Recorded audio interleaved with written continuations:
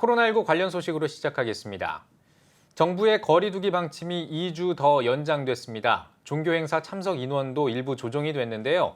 이현지 기자와 함께 이야기 나눠보겠습니다. 안녕하십니까? 네, 코로나19 상황 어떤가요? 네, 신규 확진자 수는 1,492명입니다. 일요일 기준 최다 확진자인데요. 1,000명대 확진자가 한 달 넘게 이어지고 있습니다. 특히 위중증 환자 발생이 급격히 늘고 있습니다. 지난 2주보다 거의 2배 정도 늘어서 일주일째 300명대로 집계됐는데요. 방역당국은 현 상황을 주의 깊게 관찰하고 대응하겠다고 밝혔습니다. 이에 따라 수도권 거리두기 4단계와 비수도권 3단계가 2주 더 연장돼서 오는 22일까지 적용됩니다. 네, 코로나19 기세가 좀처럼 꺾이질 않고 있는데 좀 빨리 좀 종식이 됐으면 좋겠습니다. 이런 가운데 오늘부터 40대 이하 국민들 코로나19 백신 신청이 시작됐다고 들었고요. 또 이제 새로운 백신 예약 시스템도 도입됐다고요. 네, 바로 오늘부터 18세부터 49세 국민들도 백신 접종을 예약할 수 있는데요. 정부는 네이버와 카카오 같은 민간 업체와 손을 잡고 접종 예약 시스템에 간편 인증을 도입합니다. 지난달 50대 연령층의 백신 접종 예약 당시 접속자가 한꺼번에 몰려서 예약 시스템이 마비됐었는데요. 당시 상황을 고려한 대비책으로 볼 수 있겠습니다.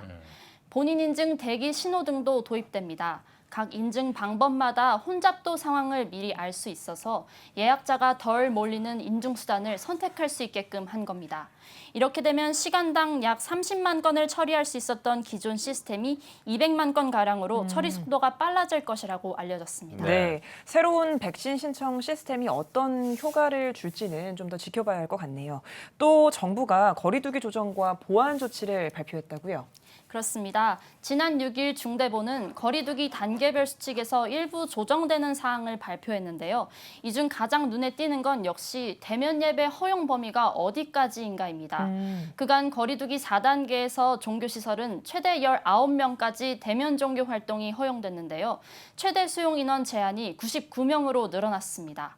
좌석이 100개 이하인 교회는 10명까지, 천석까지는 규모에 따라서 10%까지, 천석 이상인 교회들은 규모와 상관없이 최대 99명까지 예배를 드릴 수 있는 겁니다.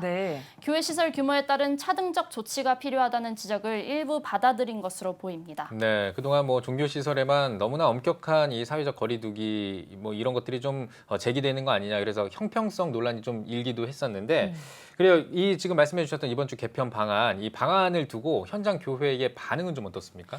네, 이번 보완 조치는 보다 현장의 의견을 반영한 것 같아서 의미가 있지만 여전히 아쉬움이 남는다는 반응들이었습니다. 한국교회 총연합의 6일자 입장문을 살펴보면요. 종교시설에 대해 다소 완화된 조치가 시행돼 의미가 있지만 천석 이상의 대형 교회들에 대해선 여전히 비합리적으로 통제하고 있다고 밝혔습니다. 그럼에도 불구하고 코로나19 바이러스가 전국적으로 확산되고 있는 만큼 각 교회들에게 방역을 강화하고 거리두기 수칙을 준수하자고 당부했습니다. 현장 목회자들의 의견도 비슷했는데요. 인터뷰 들어보시죠. 네. 아쉬운 부분이 참 많습니다. 작은 교회들은 더 모일 수도 없는 더 상황이 되어버렸고 또 큰 교회도 마찬가지인데요. 좀 형평성이 있는 공정한 이런 지침들을 내놨으면 좋겠습니다. 그리고 속히 모든 성도들이 모여서 함께 예배할 날이 오기를 기대합니다. 네, 코로나19가 속히 잠잠해져서 우리 사회 그리고 얼어붙은 교회 현장도 회복됐으면 좋겠습니다. 이현지 기자 잘 들었습니다.